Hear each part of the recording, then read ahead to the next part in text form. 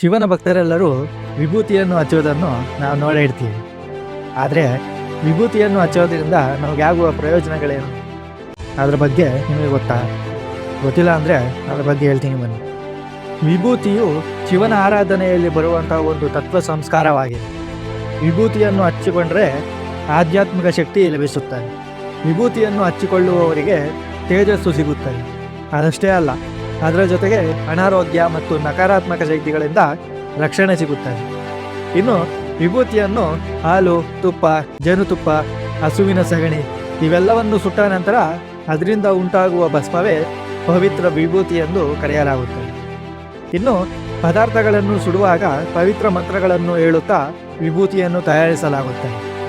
ವಿಭೂತಿಯನ್ನು 3 ಬೆರಳುಗಳಿಂದ ಹಣೆಯ ಮೇಲೆ ಯಾಕೆ ಹಚ್ಚೋದು ನಿಮಗೆ ಗೊತ್ತಾ? ಅದರ ಹಿಂದೆ ಒಂದು ನಂಬಿಕೆ ಇದೆ.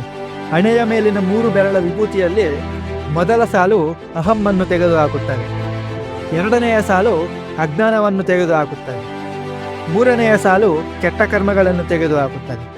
ಇನ್ನು ವಿಭೂತಿ ಭಸ್ಮವು ನಮಗೆ ತಿಳಿಸುವುದೇನೆಂದರೆ, ವಿಭೂತಿಯು ಹೇಗೆ ಕೆಲ ಪದಾರ್ಥಗಳನ್ನು ಸುಟ್ಟು ವಿಭೂತಿಯಾಗುತ್ತದೆಯೋ ಹಾಗೆಯೇ ನಮ್ಮ ದೇಹದಲ್ಲಿನ ಕೆಟ್ಟ ಯೋಚನೆಗಳನ್ನು ಸುಟ್ಟು ಬಿಡುವೆ, ಜನನ ಹಾಗೂ ಮರಣದ ಮಿತಿಯಿಂದ ಮುಕ್ತರಾಗಬೇಕೆನ್ನುವುದನ್ನು ತಿಳಿಸುತ್ತದೆ.